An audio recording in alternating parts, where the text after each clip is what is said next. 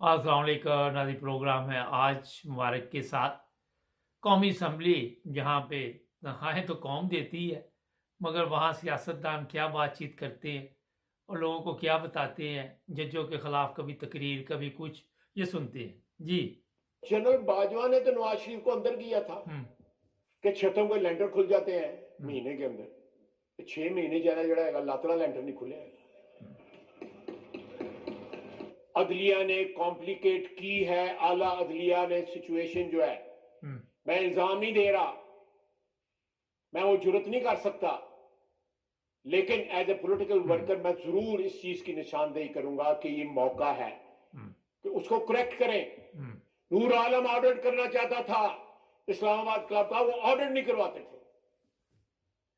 ऐसे ऐसे अदारे मौजूद हैं जो अरबों खरबों की जायदाद के ऊपर बैठे हैं, उनका ऑडिट अगर आप करना चाहें नूर आलम नहीं कर सकता, हम्म। ये ऐवान नहीं कर सकता। उन्होंने फायर वॉल्स बिल्ड की हुई हैं अपने इर्द गिर्द, जिसको आप पेनिट्रेट ही नहीं कर सकते। उनका घर गया था, वो जो मैंने एक हादसा हुआ था ना, वो मिलाया था कुछ 4-5 घंटे के लिए, फिर दौड़ गए थे।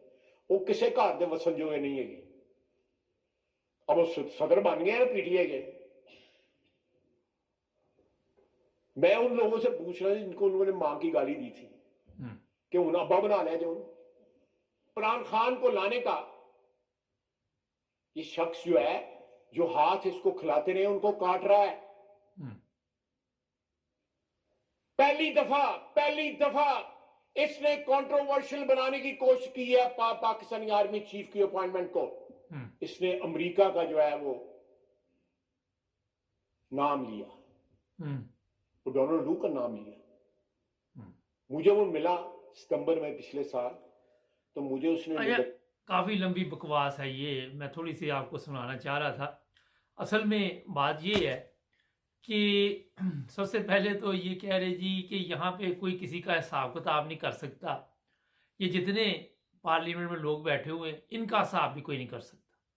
नवाज शरीफ के पास कहाँ से दौलत आई, कभी उसने पार्लियामेंट में खड़े होकर कुछ कहा, कभी अदालतों में कुछ कहा, कोई रसीदें नहीं वो दे सका। ख्वाजा आसफ ये आके यहाँ पे जो बकवास कर रहा है, इसको सबसे पहले कहे कि आपने जो इसके नॉन लीग के लोग हैं उन वहाँ से हिसाब शुरू करें, आपको सब पता चल जाएगा। आज तक ये नहीं बता सके लंदन फ्लैट कहाँ से आए।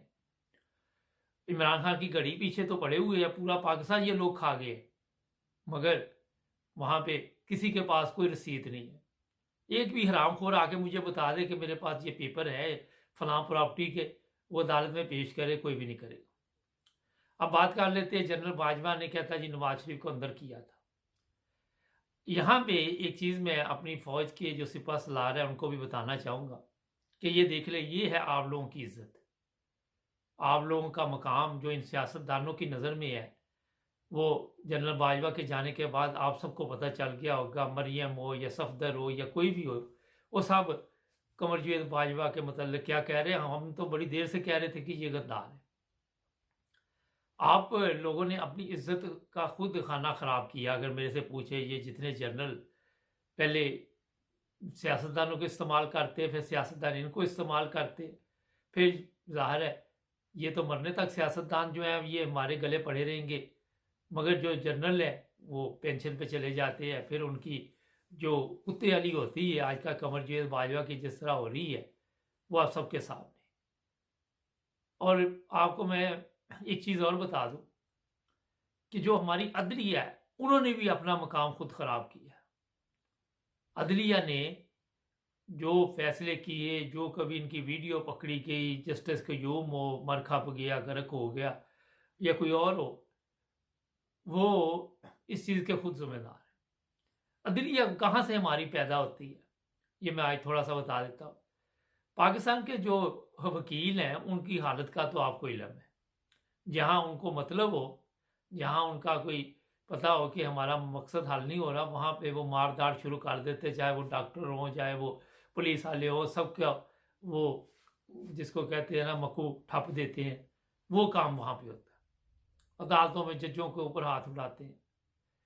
उसका जो प्रॉब्लम है कि जो जज वहाँ पे बैठा होता है वो इन्हीं हरामखोर वकीलों में से गया होता है, जो गलत केस करते हैं, गलत तरीके के साथ केस जो है वो अदालतों में पेश करते हैं। अच्छे वकील भी हैं, ये नहीं कि सारे बुरे। और यही फिर जब जज बन जाते हैं हरामखोर वकील, तो फिर जो दूसरे हरामखोर वकील होते हैं उनको पता चल जाता है कि ये हमारे अंदर से गया है, ये जज बन गया है, हम आज भी वकील है। फिर उनको ना अदालतों में मुश्किलात का सामना होता है जजों को। कई जगह पे आपको पता है फैसलाबाद वगैरह में पिटाई भी की गई, कई जगह पे मारा भी गया, कई जगह पे ऐसी खबरें भी थी कि वकीलों ने जज के ऊपर हमला कर दिया, कुर्सियां फेंकी गई, किसी के ऊपर कुछ किया गया। ये सिस्टम हमारा खराब क्यों है?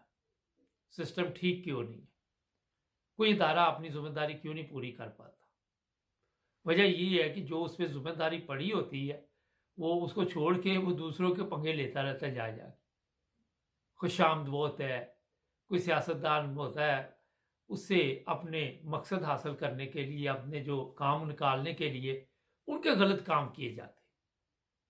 इसी तरह सियासतदान जो है वो अदालतों से फिर काम लेते, और वहाँ पे अदालतें जो है अपना जो म्यार है, अपनी इज्जत है, वो आप सबके सामने है। जिस तरह चंद दिनों से ये काम शुरू हुआ है, एक बकवास करके जाता है, दूसरा शुरू हो जाता है इन पे जजों पे बकवास करने।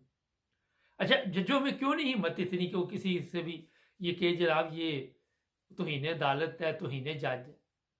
उनको भी पता है कि हमारी इज्जत कोई नहीं है, हमारे काम ऐसे की है। कोई भी बंदा आप देखती है कोई काम गलत भी करके आता है, उसको फिर अगर कोई कुछ कहता है तो वो खामोश रहता है। उसको पता होता है कि मैंने भी गलत काम किया हुआ है, ये ना इसको पता चल गया, ये इसको पता होगा जो इतनी बातें कर रहा है। तो जजों के जो हालात आप सबके सामने है, सुप्रीम कोर्ट का जज आप देख ले, इमरान खान ने सिर्फ वो जो जज थी खतून, वो जो चौधरी थी ज़ेबा चौधरी, उसको सिर्फ ये कहा था कि हम आपको देख लेंगे, आपको कानून के कटहरे में लेके आएंगे। तो इमरान खान की पेशी पड़ गई थी। ये हरामखोर सुबह से शाम तक आकर बकवास करते हैं। एक भी सुप्रीम कोर्ट के जज ने ये नहीं कहा कि जनाब लैन हाजिर हो, पूछेगा कौन? कोई भी नहीं। जनरल कमरजावेद बाजवा की ये रोजाना आके मिट्टी प्लीत करते हैं। एक लड़के ने जनरल कमरजावेद बाजवा को जूते मार दिए थे उसकी तस्वीर के ऊपर, उसको उठा लो, गरीब घर का उठा लो उसको। और फिर आपने देखा कि वीडियो उसकी बना के माफ़ी उसने कहा जी मैं मांगनी चाहता हूँ, मुझे माफ़ कर दीजिए। ये मैं इसलिए चीज़ें आपको बता रहा हूँ कि यहाँ पे क्या मौत पड़ रही है चीफ जस्टिस साहब को, यहाँ पे क्यों नहीं बोल रहे? आप उनकी मर्जी की अदालत क्यों बनाना चाहते? जो सियासतदान कहेंगे ये कोई फरमाइशी अदालत होगी या कोई फरमाइशी प्रोग्राम चल रहा है? वो खुदा का खौफ करो, अभी भी होश के नाखन लो, कोई अकल से काम लो। आप लोग यूरोप में आते हैं, गवर्नमेंट के पैसे लगा के देखते हैं यहाँ की ज़िंदगी, यहाँ के जज, यहाँ की अदालतें, और यहाँ से सीख लो कुछ। यहाँ के लोगों से सीख लो कि किस तरह ईमानदारी के साथ एक पुलिस वाला भी अपनी ड्यूटी दे रहा है। किसी से सीख सकता है ना बंदा यहाँ पे आके, मगर हम लोग नहीं सीखते।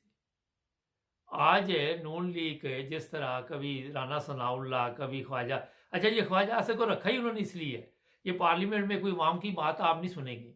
अवाम के मसाइल हैं, कोई इनको फिक्र नहीं है अवाम के मसाइल की, कोई परेशानी नहीं। इनको मसला सिर्फ यही है कि हम अपनी मर्जी के फैसले ले।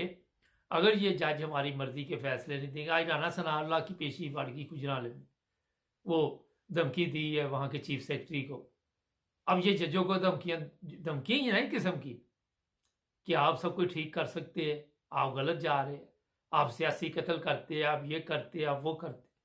अब इलेक्शन ये चाहते नहीं है, ये चोरों का टोला जो आया हुआ है, इनके नज़दीक आइन कोई चीज़ नहीं। साथ ये ऐसी बकवास भी करेंगे, बकवास ही होती है जिसमें कोई जानना उसे बकवास ही कहते हैं। अगर आप खुद भी देख रहे, जिस चीज़ की कोई अहमियत ना हो, जो झूठ हो, जो फरेब हो, उसे क्या आप कह सकते हैं? और ये जो बकवास करने आते हैं, इनका असल में मकसद ये है कि इलेक्शन नहीं ये चाहते। एक तरफ ये कहेंगे कि हम इलेक्शन से भाग नहीं रहे, दूसरी तरफ ये इलेक्शन करवाना नहीं चाहते, डबल गेम खेल रहे। एक तरफ कहते हैं इलेक्शन की तैयारी करो, दूसरी तरफ ये सारी हरामखोर जितनी भी पार्टियां ये जाके वहाँ पे कहते हैं जनाब कि हमें ये फलां जज मंजूर नहीं, हमें 20 जज चाहिए, 30 जज चाहिए।